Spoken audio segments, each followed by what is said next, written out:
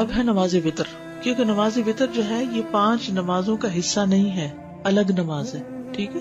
وتر کا لغوی معنی، یہ لغوی نہیں ہے، کیا ہے؟ لغوی. لغت کہتے ہیں ڈکشنری کو. لغت میں وتر واو کی فتح اور کسرہ کے ساتھ بھی پڑھا جاتا ہے، وتر اور وتر دونوں طرح. اور یہ طاق گنتی پر بولا جاتا ہے، آڈ نمبر پہ، جیسا کہ 1، 3 اور 5. وتر کا اصطلاحی معنی یہ ایک ایسی نماز ہے جو نماز عشاء اور طلوع فجر کے درمیان ادا کی جاتی ہے. اس کا وقت کب سے کب تک ہے؟ عشاء کے بعد سے طلوع فجر تک. عشاء کا وقت تو آدھی رات تک ہے نا، لیکن وتر بعد میں بھی پڑھے جا سکتے. اس کا یہ نام اس لیے رکھا گیا کیونکہ اس کو طاق طریقے سے ادا کیا جاتا ہے، یعنی 1 رکعت یا 3 رکعت یا اس سے بھی زیادہ. اللہ تعالیٰ کی صفت وتر ہے. وَإِنَّ اللَّهَ وِتْرٌ يُحِبُّ الْوِتْرَ، بے شک اللہ وتر ہے اور وتر کو پسند کرتا ہے، یعنی ایک ہے. یہاں وتر ایک کے معنوں میں استعمال ہو رہا ہے. وتر کی نماز سنت مؤکدہ ہے، مومن کو اس کی حفاظت کرنی چاہیے. جو کسی دن وتر پڑھے اور کسی دن اسے چھوڑ دے، یعنی کبھی ونس ان اے وائل اگر چھٹ بھی جائے تو اس کا مواخذہ نہیں. جیسے سنت مؤکدہ کبھی انسان سے چھٹ جائے تو اس کا مواخذہ نہیں. سنت مؤکدہ کا مطلب یہ ہے کہ اس کی بہت تاکید کی گئی ہے. وتر کی نماز سنت مؤکدہ ہے، اس کا چھوڑنے والا گناہگار نہیں ہوتا، لیکن اس کا چھوڑنا ناپسندیدہ ہے. لیکن یکرہ ترکھا، مکروہ ہے اس کا چھوڑنا. وتر فرض نہیں. ٹھیک ہے نا، وتر فرض نہیں. وتر سنت رسول صلی اللہ علیہ وسلم ہے. حضرت علی کہتے ہیں وتر تمہاری فرض نماز کی طرح لازمی نہیں ہے، بلکہ رسول اللہ صلی اللہ علیہ وسلم نے اسے سنت قرار دیا اور فرمایا کہ بے شک اللہ وتر ہے اور وتر کو پسند کرتا ہے. اے اہل قرآن تم وتر پڑھا کرو، تاکید کی گئی. تو وتر کی اہمیت اور فضیلت ہر مسلمان پر حق ہے. ابو ایوب انصاری رضی اللہ عنہ سے مروی ہے، کہتے ہیں کہ رسول اللہ صلی اللہ علیہ وسلم نے فرمایا وتر پڑھنا ہر مسلمان پر حق ہے. وتر پڑھنا ہر مسلمان پر حق ہے. وتر ایک زائد نماز ہے، ایکسٹرا ہے. عبداللہ بن عمر رضی اللہ عنہ سے مروی ہے، کہتے ہیں کہ رسول اللہ صلی اللہ علیہ وسلم نے فرمایا بے شک اللہ نے میری امت پر انگور وغیرہ کی شراب اور جوا اور مکئی کی شراب اور طبلے اور باجے کو حرام قرار دیا ہے اور میرے لیے نماز وتر کا اضافہ کر دیا ہے. یعنی آپ کی امت کے لیے یہ نماز ایکسٹرا رکھی گئی ہے. آپ کے لیے ہے تو پھر آپ کی امت کے لیے بھی. وتر پڑھنے کی ترغیب، وہی روایت حضرت علی کی کہ اے اہل قرآن وتر پڑھا کرو، بے شک اللہ وتر ہے اور وتر کو پسند کرتا ہے. سرخ اونٹوں سے بہتر نماز. خارجہ بن حذافہ ادبی سے روایت ہے، وہ کہتے ہیں کہ رسول اللہ صلی اللہ علیہ وسلم ہمارے پاس تشریف لائے اور فرمایا بے شک اللہ نے ایک مزید نماز کے ساتھ تمہاری مدد فرما دی ہے، البتہ وہ تمہارے لیے سرخ اونٹوں سے بہتر ہے اور وہ وتر ہے. یہ رات کی آخری نماز ہے.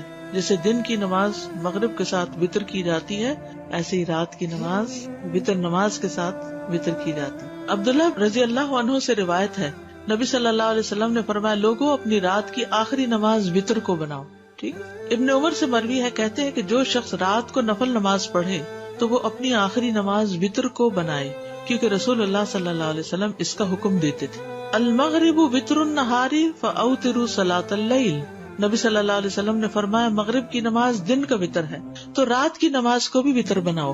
اسی طرح رات کے نوافل ہیں تو دن کے بھی نوافل ہیں. نبی صلی اللہ علیہ وسلم کا وتر پڑھنے کی وصیت کرنا.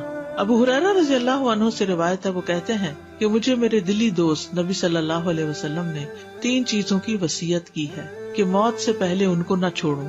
ہر مہینے میں 3 دن روزے رکھنا، چاشت کی نماز پڑھنا اور وتر پڑھ کر سونا. چاشت کی نماز پڑھنا اور وتر پڑھ کر سونا. گھر والوں کو وتر کے لیے جگانا. عائشہ رضی اللہ عنہا سے روایت ہے، کہتی ہیں کہ نبی صلی اللہ علیہ وسلم تہجد کی نماز پڑھتے رہتے جبکہ میں آپ کے بستر پر لیٹی سوئی رہتی. جب آپ وتر پڑھنے کا ارادہ کرتے تو مجھے بیدار کر دیتے تو میں بھی وتر پڑھ لیتی. وتر چھوڑنے کی مذمت. امام احمد کہتے ہیں جو شخص وتر چھوڑ دے وہ برا انسان ہے، اس کی گواہی قبول نہیں کی جانی چاہیے. وتر کا وقت عشاء کے بعد سے طلوع فجر تک.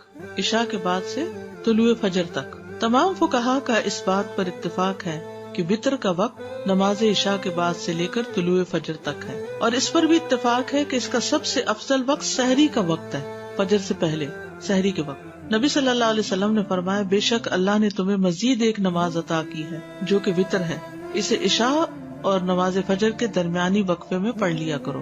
ٹھیک ہے. اول رات، درمیان رات یا آخر رات میں پڑھنا. مسروق سے مروی ہے، کہتے ہیں کہ میں نے عائشہ رضی اللہ تعالیٰ عنہا سے دریافت کیا کہ رسول اللہ صلی اللہ علیہ وسلم کس وقت وتر پڑھا کرتے تھے. انہوں نے کہا آپ صلی اللہ علیہ وسلم نے سبھی اوقات میں وتر پڑھے، رات کے شروع میں، اس کے درمیان میں اور اس کے آخر میں بھی. لیکن آخری زندگی میں آپ صلی اللہ علیہ وسلم کے وطر سحری کے وقت ہونے لگے تھے. اسی سے پھر سحری کا وقت جو ہے وہ زیادہ افضل ہے فجر سے پہلے. ابو سعید سے روایت ہے کہ نبی صلی اللہ علیہ وسلم نے فرمایا تم صبح کرنے سے پہلے پہلے وطر پڑھ لیا کرو. ابن عمر سے روایت ہے کہ نبی صلی اللہ علیہ وسلم نے فرمایا جب فجر طلوع ہو جائے تو تہجد اور وطر کا سارا وقت ختم ہو جاتا ہے اور لہٰذا فجر کے طلوع ہونے سے پہلے وطر پڑھ لیا کرو. یہ اس کا اصل وقت ہے، یعنی فجر طلوع ہونے سے پہلے. فجر طلوع ہونے کے بعد کیا شروع ہو جاتا ہے؟ فجر. وطر کا افضل وقت. جابر رضی اللہ عنہ سے روایت ہے، انہوں نے کہا میں نے نبی صلی اللہ علیہ وسلم سے سنا، آپ فرما رہے تھے تم میں سے جسے یہ خدشہ ہو کہ وہ رات کے آخر میں نہیں اٹھ سکے گا تو وہ وطر پڑھ لے پھر سو جائے، اور جسے رات کو اٹھ جانے کا یقین ہو وہ رات کے آخر میں وطر پڑھے، کیونکہ رات کے آخری حصے میں قرات کے وقت حاضری دی جاتی ہے اور یہ افضل ہے. ابو قتادہ سے مروی ہے کہ نبی صلی اللہ علیہ وسلم نے ابو بکر رضی اللہ عنہ سے پوچھا تم وطر کس وقت پڑھتے ہو؟ انہوں نے کہا میں وطر رات کے اول حصے میں پڑھتا ہوں. اور عمر رضی اللہ عنہ سے پوچھا کہ تم وطر کس وقت پڑھتے ہو؟ انہوں نے کہا کہ میں رات کے آخری حصے میں پڑھتا ہوں. ٹھیک ہے، ابو بکر کب پڑھتے تھے؟ اول حصے میں، اور عمر آخری حصے میں. آپ نے ابو بکر کے متعلق فرمایا اس نے احتیاط کو اختیار کیا ہے کہ کہیں قضا نہ ہو جائے، پڑھ کے سو. اور عمر رضی اللہ عنہ کے بارے میں فرمایا اس نے عزم اور قوت کو اختیار کیا، عزیمت کی راہ. انہوں نے رخصت کی، انہوں نے عزیمت کی. جسے رات سوئے رہنے کا خدشہ ہو وہ سونے سے پہلے وطر پڑھ لے. یہ سب سوال آپ لوگ کرتے رہتے ہیں کہ وطر کب پڑھیں، اگر نیند آ گئی تو پھر کیا ہوگا، تو پھر پہلے پڑھ لیں. ہر شخص کو اپنا زیادہ پتا ہوتا ہے. ابو درداء بیان کرتے ہیں میرے خلیل نے مجھے 3 باتوں کی وصیت فرمائی تھی، میں انہیں کسی صورت نہیں چھوڑتا. مجھے وصیت فرمائی کہ ہر مہینے 3 دن کے روزے رکھوں، وطر پڑھ کر سویا کروں اور دہا کے نفل پڑھوں سفر اور حضر میں. آج ہی مجھے کسی نے میسج کیا کہ میں حرم میں بیٹھی ہوں، کیا یہاں سنت پڑھے؟ کیا کہیں گے آپ؟ جی ہاں، کیونکہ وہاں تو گئے عبادت کے لیے، اور وہاں یعنی کہ سفر اور وہ نہیں کنسیڈر کریں گے، بلکہ والرکع السجود، کثرت سے رکوع اور سجدے وہاں کریں گے. طہر بیتی للطائفین والعاکفین والرکع السجود. تو وہ سجود صرف فرض نماز تھوڑی امام کے پیچھے، تو جتنی نماز آپ پڑھ سکتی کہ وہاں ایک نماز پڑھنے کا کتنا زیادہ اجر ہے. تو جس کو فکر ہو کہ اٹھ نہیں پاؤں گا وہ پڑھ کے سوئے. وطر پڑھ کر سونے والا عقل مند ہے. سعد بن ابی وقاص رضی اللہ عنہ سے مروی ہے کہ وہ عشاء کی نماز مسجد رسول صلی اللہ علیہ وسلم میں پڑھا کرتے تھے، پھر ایک ہی وطر پڑھا کرتے تھے، اس سے زیادہ وطر کی رکعت ادا نہیں کرتے تھے. تو ان سے کہا جاتا ابو اسحاق آپ نماز وطر کی ایک ہی رکعت پڑھتے ہیں، زیادہ نہیں پڑھتے، کیا وجہ ہے؟ وہ کہتے جی ہاں، میں نے رسول اللہ صلی اللہ علیہ وسلم کو فرماتے ہوئے سنا عقل مند وہ ہے جو سونے سے پہلے وطر ادا کر لیتا ہے. وطر کا آخری وقت، ابن عباس کہتے ہیں وطر کا آخری وقت فجر کے طلوع ہونے سے پہلے رات کا آخری وقت ہے اور فجر کی اذان کے شروع ہوتے ہی ختم ہو جاتا ہے. جب مؤذن اپنی اذان میں صبح کے وقت کو خوب تلاش کر رہا ہوتا ہے اس وقت وطر کا وقت ختم ہو جاتا ہے. لیکن جب اذان دینے والا اذان کہہ دے اور ایک مسلمان اپنی آخری رکعت میں ہو تو وہ اسے مکمل کرے گا. یعنی آپ نے 3 وطر شروع کر دیے، اتنے میں ادھر آپ نے اللہ اکبر کی، ادھر کیا ہوا، اذان شروع ہو گئی. اب آپ کیا کریں گے؟ وطر پورے کریں گے. تو کہتے ہیں کہ جب مسلمان اپنی آخری رکعت میں ہو تو اسے مکمل کرے گا، کیونکہ صرف اذان سننے سے طلوع فجر کا یقین نہیں کیا جا سکتا اور اس میں کوئی حرج بھی نہیں ہے کہ اس وقت نماز پوری کر لی جائے. کیونکہ اس زمانے میں 2 اذانیں ہوتی تھی نا، ایک پہلی اور ایک دوسری. تو دوسری جو اذان ہوتی ہے وہ فجر کی ہوتی ہے. اب بھی آپ دیکھیں مکہ میں 1 گھنٹہ پہلے وہ نفل کے لیے اٹھاتے ہیں. وطر کی رکعت جہاں تک کم سے کم وطر کا تعلق ہے تو وہ 1 رکعت ہے، اور جہاں تک اس کی زیادہ سے زیادہ تعداد کا تعلق ہے تو وہ 11 رکعت ہے، میکسیمم 11 ہے. ایک قول یہ ہے کہ اس کی تعداد 13 رکعت ہے، لیکن زیادہ مناسب یہ ہے کہ اس کی تعداد 11 رکعت ہو. اگر کبھی 13 بھی پڑھ لی جائے تو کوئی حرج نہیں، ہم تو 3 سے اوپر نہیں جاتے. نبی صلی اللہ علیہ وسلم کا 7 سے کم اور 13 سے زیادہ وطر نہ بنانا. عبداللہ بن ابی قیس کہتے ہیں کہ میں نے عائشہ رضی اللہ عنہا سے پوچھا کہ رسول اللہ صلی اللہ علیہ وسلم کتنی رکعتوں پر وطر بناتے تھے؟ انہوں نے فرمایا 4 اور 3 پر یعنی 7، 6 اور 3 پر یعنی 9، 8 اور 3 پر یعنی 11، 10 اور 3 پر یعنی 13. لیکن 13 رکعتوں سے زیادہ اور 7 سے کم پر وطر نہیں بناتے تھے، اور فجر سے پہلے کی 2 رکعتیں نہیں چھوڑتے تھے. یعنی 4 کس طرح 2 کر کے پڑھی، اور پھر 3 ایٹ اے اسٹریچ، 6 اور 3، 8 اور 3 نہیں، وہ ایک وطر بناتے تھے نا، اس پر ایک آخری کے ایک ہوتا ہے نا وطر. تو جی 10، 2 2 2 2 2 اور پھر ایک آخری. اور فجر سے پہلے کی 2 رکعتیں نہیں چھوڑتے تھے. ٹھیک ہے, جو جتنی تعداد میں چاہے وتر پڑھ لے. ابو ایوب انصاری سے مروی وہ کہتے ہیں کہ رسول اللہ صلی اللہ علیہ وسلم نے فرمایا وتر پڑھنا ہر مسلمان پر حق ہے, بس جو 5 وتر پڑھنا چاہے تو 5 پڑھ لے, جو 3 پڑھنا چاہے تو 3 پڑھ لے, جو 1 پڑھنا چاہے وہ 1 پڑھ لے.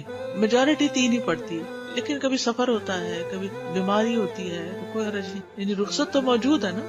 1 وتر پڑھنے کی دلیل ابن عمر رضی اللہ عنہما سے روایت ہے کہ ایک آدمی نبی صلی اللہ علیہ وسلم کی خدمت میں حاضر ہوا جبکہ اس وقت آپ خطبہ دے رہے تھے. تو اس نے کہا رات کی نماز کس طرح ادا کی جائے, رات کی نماز کس طرح ادا کی جائے. آپ نے فرمایا 2 رکعت, پھر جب تم صبح کا اندیشہ ہو تو 1 رکعت وتر پڑھ لو, وہ تمہاری پڑھی ہوئی سابقہ نماز کو طاق عدد میں تبدیل کر دے گی.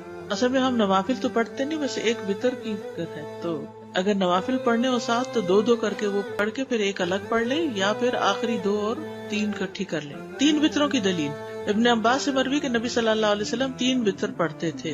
پھر وہی بات ہے نا کہ کبھی 3 کبھی اس سے زیادہ, اور مختلف طریقے سے بھی ابھی آگے دیکھیں گے آپ.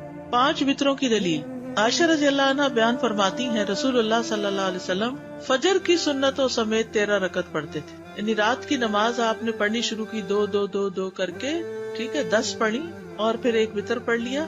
پھر اس کے بعد فجر ہو گئی جب تو 2 رکعت اور پڑھ کے سنت, پھر مسجد جاتے. وتر کا افضل وقت کون سا ہے؟ سحری کا وقت افضل ہے اس میں, اگرچہ عشاء کے بعد پڑھ سکتے ہیں. تو سحری کے وقت کیا پڑھے جاتے ہیں؟ تہجد پڑھے جاتے ہیں. تو تہجد کے بعد جب وتر پڑھیں گے تو اس طریقے سے پڑھ سکتے. اور اگر وہ 11 رکعت جو ہے نا اور 9 رکعت, اس میں 1 وتر ہے اور باقی سب نوافل ہے. تہجد کی نماز ہے اور وہ ساری ملا کے اگر پڑھ رہے ہیں تو وتر ہی کہلا دے, یعنی وہ نماز وتر ہے. اب آگے بھی دیکھیے ذرا. عائشہ رضی اللہ عنہا بیان کرتی ہیں کہ رسول اللہ صلی اللہ علیہ وسلم فجر کی سنتوں سمیت 13 رکعتیں پڑھا کرتے تھے. 6 رکعتیں 2 کر کے پڑھتے, پھر 5 وتر ایٹ اے اسٹریچ پڑھتے, اس میں بیٹھتے نہیں تھے, اور ان میں صرف آخر میں ہی بیٹھتے تھے.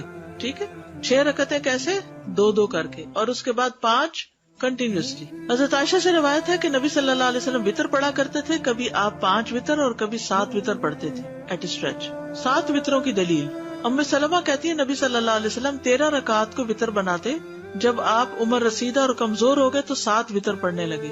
7 وتر سے مراد 7 ایک نہیں, بلکہ وہ جو 2 والی رکھتے ہیں ان کے ساتھ ملا کے 7 بنے. 9 وتروں کی دلیل سعد بن ہشام بن عامر سے روایت ہے, انہوں نے کہا میں نے عرض کی اے ام المومنین مجھے رسول اللہ صلی اللہ علیہ وسلم کے وتر کے بارے میں بتائیے. تو انہوں نے کہا ہم آپ کے لیے آپ کی مسواک اور آپ کے وضو کا پانی تیار رکھتے تھے, تو اللہ رات کو جب چاہتا آپ کو بیدار کر دیتا, تو آپ مسواک کرتے, وضو کرتے, پھر 9 رکعتیں پڑھتے. ان میں آپ 8ویں کے علاوہ کسی رکعت میں نہ بیٹھتے. 8 رکعت ایٹ اسٹریچ پڑھ کے 8ویں میں اتحیات بیٹھتے, اور پھر آپ 1 رکعت اور پڑھتے, پھر اللہ کا ذکر کرتے, اس کی حمد بیان کرتے, اس سے دعا کرتے, پھر سلام پھیرے بغیر کھڑے ہو جاتے, پھر کھڑے ہو کر 9ویں رکعت پڑھتے, پھر بیٹھتے اور اللہ کا ذکر کرتے, اس کی حمد کرتے, اس سے دعا کرتے, پھر سلام پھیرتے جو ہمیں سناتے تاکہ ہم بھی اٹھتے, پھر سلام کے بعد بیٹھ کر 2 رکعتیں پڑھتے.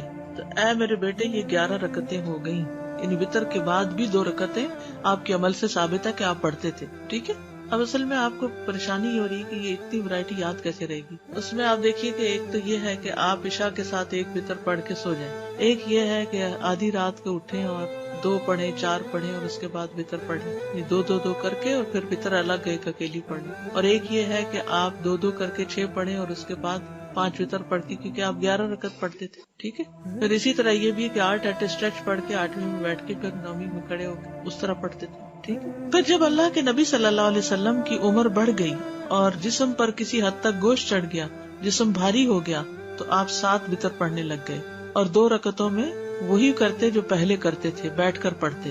تو اے میرے بیٹے یہ 9 رکعتیں ہو گئی, یعنی بعد کی 2 رکعت. اور اللہ کے نبی جب کوئی نماز پڑھتے تو آپ پسند کرتے کہ اس پر قائم رہیں, اور جب آپ صلی اللہ علیہ وسلم پر نیند یا بیماری غالب آ جاتی اور رات کا قیام نہ کر سکتے تو آپ دن میں 12 رکعتیں پڑھ لیتے, یعنی وہ کمی نہیں آنے دیتے تھے اپنی عبادت میں, یعنی تہجد کی بھی قضا کرتے تھے. یہ مطلب اللہ سے محبت کا ثبوت نماز ہے. زبانی تو دعوی سبھی کرتے ہیں, ہم سب کرتے ہیں, ہمیں اللہ سے بڑی محبت ہے. والذین آمنوا اشد حبا للہ, بھی ثبوت کیا ہے, ثابت کرو, کچھ کر کے دکھاؤ. اس میں سب سے پہلے تو نماز ہے, وہ درست ہو. اس کے علاوہ وَيُطْعِمُونَ الطَّعَامَ عَلَىٰ حُبِّهِ, وہ اللہ کی محبت میں کھلاتے ہیں. اپنا مال خرچ کرتے ہیں. تو اللہ کی محبت کے لیے قربانیاں کرنی پڑتی. پھر اللہ کے راستے میں نکلنا. یحبہم ویحبونہ لا یخافون لومۃ لائم، امر بالمعروف اور نہی عن المنکر کرتے ہیں. یعنی اپنا آرام پیچھے، اپنی خواہشات پیچھے، اپنی مرضی پیچھے، ہر چیز میں پرائرٹی کچھ اور ہے. ہم یہ چیز بھول جاتے ہیں. کہیں بھی دو چیزوں میں سے ایک آتی ہے نا، ایک ذاتی کام اور ایک دین کا کام. ہماری توجہ کس طرف چلی. آج میرے ساتھ بہت عجیب واقعہ ہوا. عجیب کیا ہوا، نارمل ہی ہے. میرا امتحان ہو گیا، ٹیسٹ ہو گیا. میں بالکل تیار ہونے لگی کلاس میں آنے کی، اور رادیہ دوڑتی کیونکہ تمیہ کی بھی کلاس ہوتی ہے، پڑھا رہی ہوتی ہے تو بچے اوپر آ جاتے میرے پاس آ جاتے. تو پہلے تو کھیل رہی تھی، پر روتی مائی بیک، اور روئے جائے. یار اب میں کیا کروں. اب یہ موقع ایسا نہیں کہ اس کو میں روتا چھوڑ کے میں تو پڑھانے جا رہی ہوں. اور تھوڑی دیر کے لیے جیسے کوئی شدید ہلا نہیں دیا جاتا، کیونکہ بچوں کے معاملے میرا دل بہت چھوٹا ہے، ان کی تکلیف دیکھ نہیں سکتی. اگر میرا کوئی بچہ کسی وقت روتا تھا یا کوئی اس کو تکلیف ہوتی تو میرے پورے جسم میں سنسنی دوڑ جاتی، مجھے تکلیف ہوئی. خیر اس کو تھوڑا بہلایا سہلایا. تم شکر ہے جی صاحب ابھی گھر ہی تھے. تو میں نے کہا آپ اس کو اٹھا لیجیے. میں اٹھا نہیں سکتی اتنے بھاری بچے. میں نے کہا اس کو اٹھا کے ساتھ لگا لیجیے، لا کے چاکلیٹ وغیرہ دی، کیونکہ بچے خود سے بہل جاتے. شکر ہے اس نے خاموشی اختیار کی. پھر وہ لے گئے اس کو اور میں وقت پہ پہنچ گئی. اور یہ ایک دفعہ نہیں، پڑھاتے ہوئے اتنے عرصہ اللہ کے فضل سے ہو گیا ہے. کئی دفعہ ایسے واقعات پیش آئے. آپ کلاس کے لیے نکل گئے تو مہمان آ گئے، ان کو تو میں کہتی چلے آپ بھی ساتھ چلیں، وہیں بیٹھتے پھر آ جائیں گے، پھر آپ کے ساتھ بیٹھیں گے. پہلے ابھی سب ویٹ کر رہے ہیں، ہم سب چلتے ہیں، آپ بھی چلیں. تو یہ ہمارے وقتاً فوقتاً ٹیسٹ ہوتے ہیں. اب ایک طرف یہ ذمہ داری ادا کرنی، ایک ذمہ داری ہے نا، وقت پہ پہنچنا. اتنے سارے لوگوں کا وقت ہے، سب گھر چھوڑ کے آئے ہیں، بیٹھے ہیں، آپ کو اپنے وقت پر پہنچنا چاہیے. اور بعض اوقات انسان کی کوئی غفلت یا سستی نہیں ہوتی، کوئی ایسی مجبوری ہو جاتی ہے کہ انسان کے لیے فیصلہ مشکل ہو جاتا ہے. تو اس وقت پھر اس سے نکلنا وہ اللہ ہی کے فضل سے ہوتا ہے. انسان فوراً دعا مانگنا شروع کر دے. میں نے پہلے اللہ پہ دعا شروع کر دی دل میں کہ اللہ اب اس میں آپ نے مجھے میرا فرض ادا کرنے کے قابل بنانا، آپ اس مشکل کو آسان کر دے. اللہ سے مدد مانگے، واستعینوا بالصبر والصلاۃ. فوراً دعا کیا کرے کہ اللہ میری ایک کمٹمنٹ ہے تیرے ساتھ، میں اس کو نہیں چھوڑ سکتی.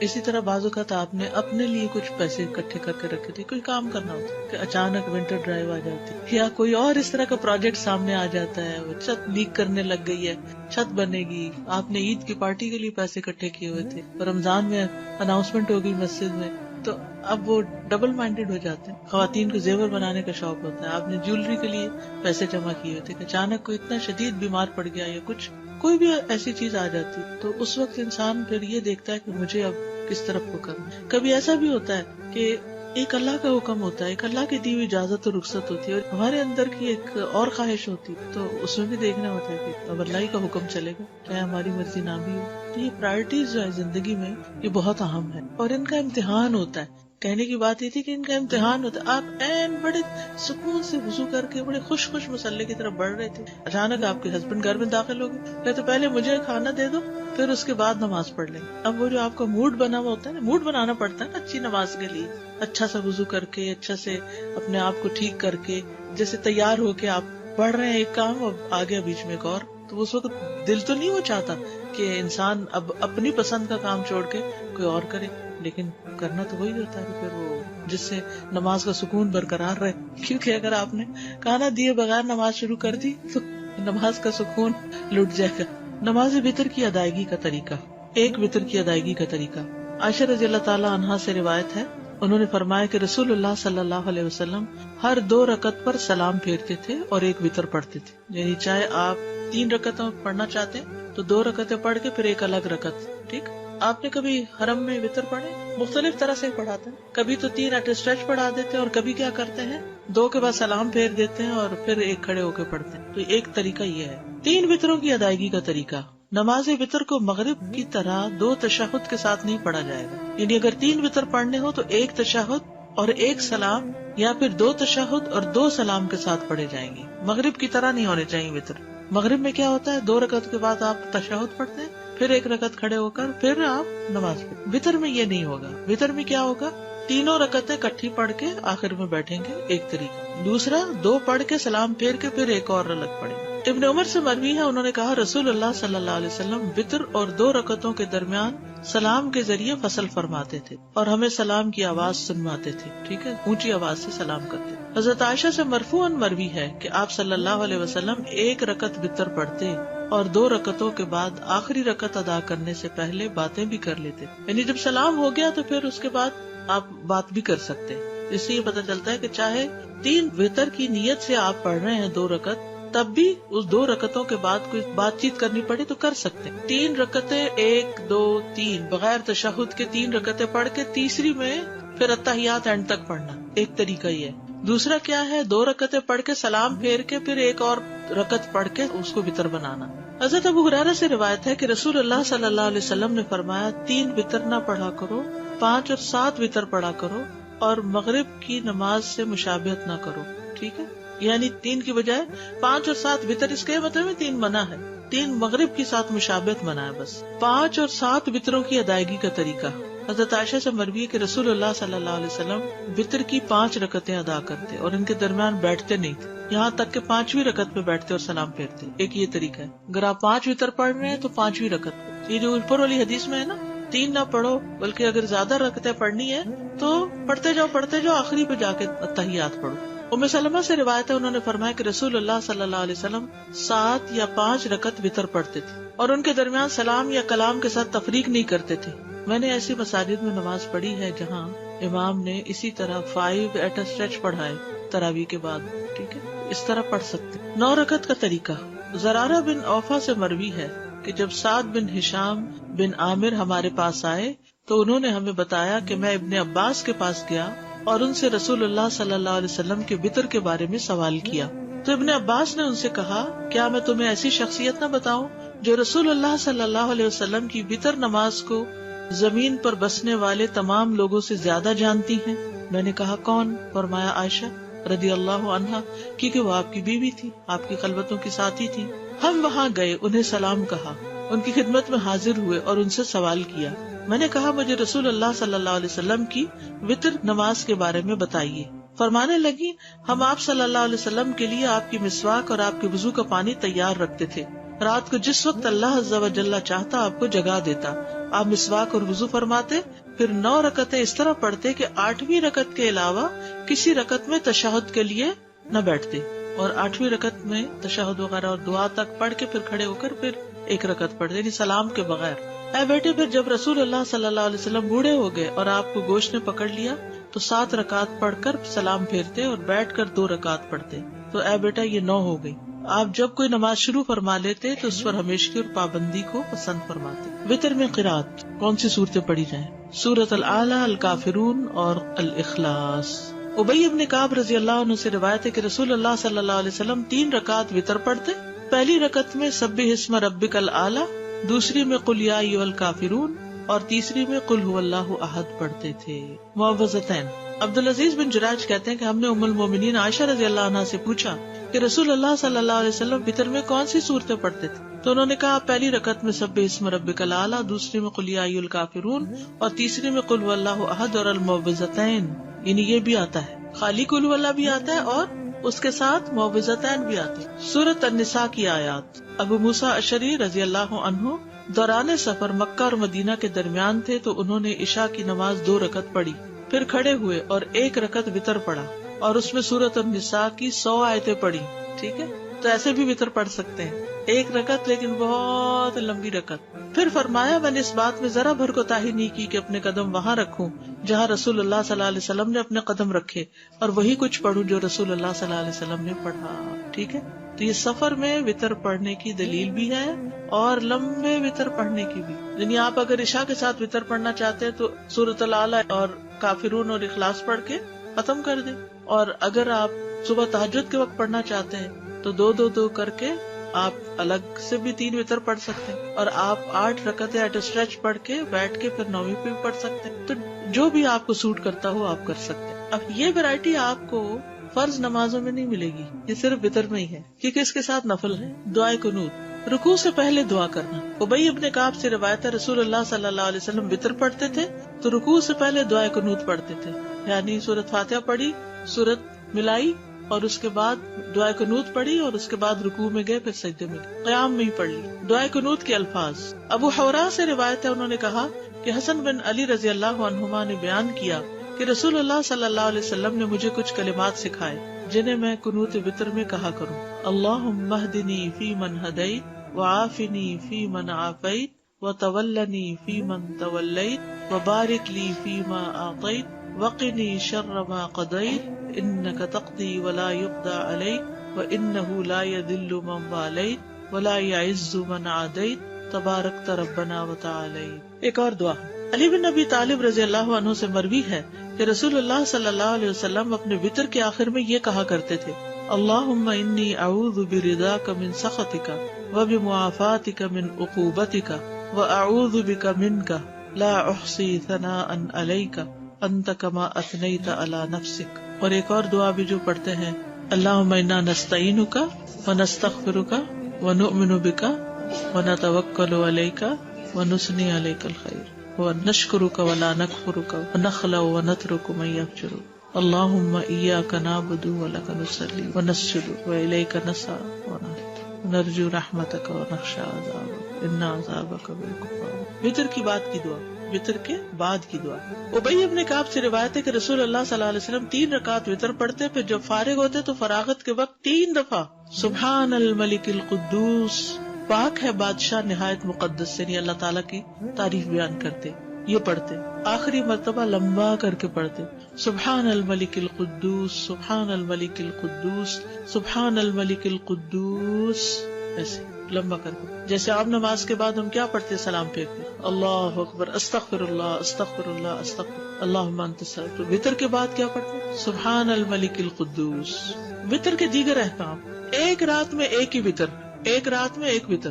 قیس بن تلق سے مروی ہے، کہتے ہیں کہ تلق بن علی رضی اللہ عنہ رمضان میں ایک دن ہمارے پاس تشریف لائے اور ہمارے یہاں شام کی اور افطار کیا، پھر ہمیں اس رات نماز پڑھائی اور ہمیں وتر بھی پڑھائے، پھر اپنی مسجد کی طرف چلے گئے اور وہاں اپنے ساتھیوں کو نماز پڑھائی، اور جب وتر باقی رہے تو ایک شخص کو آگے کر دیا اور کہا اپنے ساتھیوں کو وتر پڑھاؤ، بے شک میں نے رسول اللہ صلی اللہ علیہ وسلم سے سنا ہے آپ فرماتے تھے ایک رات میں 2 وتر نہیں، ٹھیک ہے، ایک رات میں 2 دفعہ وتر نہیں، کیونکہ بعض اوقات لوگ سوال کرتے ہیں کہ اگر ہم وتر پڑھ کے سو گئے، اٹھے اور کچھ نفل پڑھنا چاہے تو کیا پڑھ سکتے ہیں؟ بالکل پڑھ سکتے۔ پھر اگلا سوال یہ پوچھتے ہیں کہ اس کے بعد پھر دوبارہ وتر پڑھیں گے؟ نہیں، دوبارہ وتر نہیں پڑھیں گے، ٹھیک ہے۔ جب رات کے پہلے حصے میں وتر پڑھ لیا جائے تو آخری حصے میں قیام کا طریقہ، سنت یہ ہے کہ جو رات کے اول حصے میں وتر پڑھ لے اور آخری رات میں قیام کرے، اسے چاہیے کہ اس کے لیے جتنا آسان ہو وہ وتر کے بغیر 2 رکعت کر کے پڑھتا جائے، ٹھیک ہے۔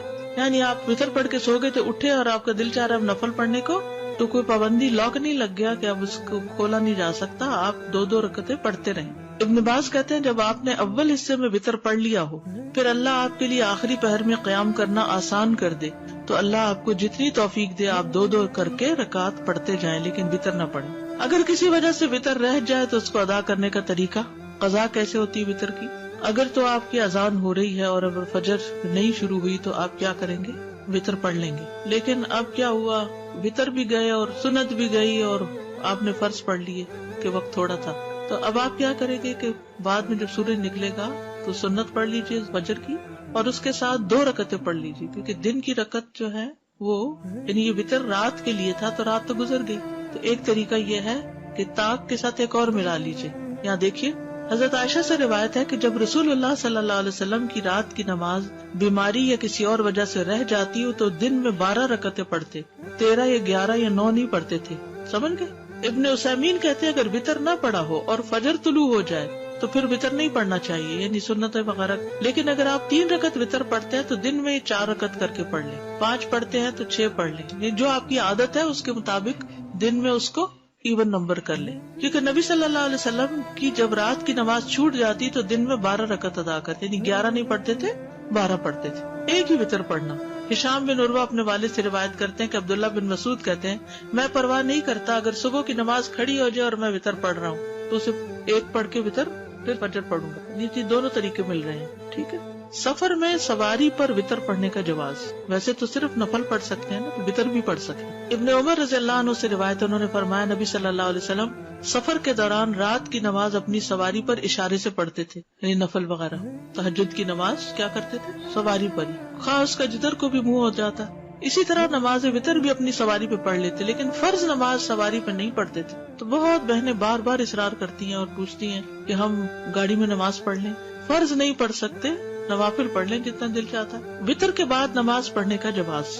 سنت یہ ہے کہ وطر رات کی آخری نماز ہو، لیکن اگر وطروں کے بعد کوئی 2 رکعت ادا کرنا چاہتا ہے تو ایسا کرنا جائز ہے. نبی صلی اللہ علیہ وسلم نے ایسا کیا ہے. جب آپ کو یہ ڈر ہو کہ آپ رات کے پچھلے پہر قیام نہیں کر سکیں گے تو آپ رات کو سونے سے پہلے ہی وطر ادا کر لیں، اور جب آپ کے لیے رات کے آخری حصے میں قیام کرنا مقدر کر دیا گیا ہو تو جو آسان اتنی نماز پڑھ لیں اور اسی وطر پر اکتفا کریں جو آپ نے رات کے اول حصے میں پڑھا. وطر کے بعد 2 رکعت پڑھنے کی وجہ. صوبان کہتے ہیں کہ ہم رسول اللہ صلی اللہ علیہ وسلم کے ساتھ سفر میں تھے.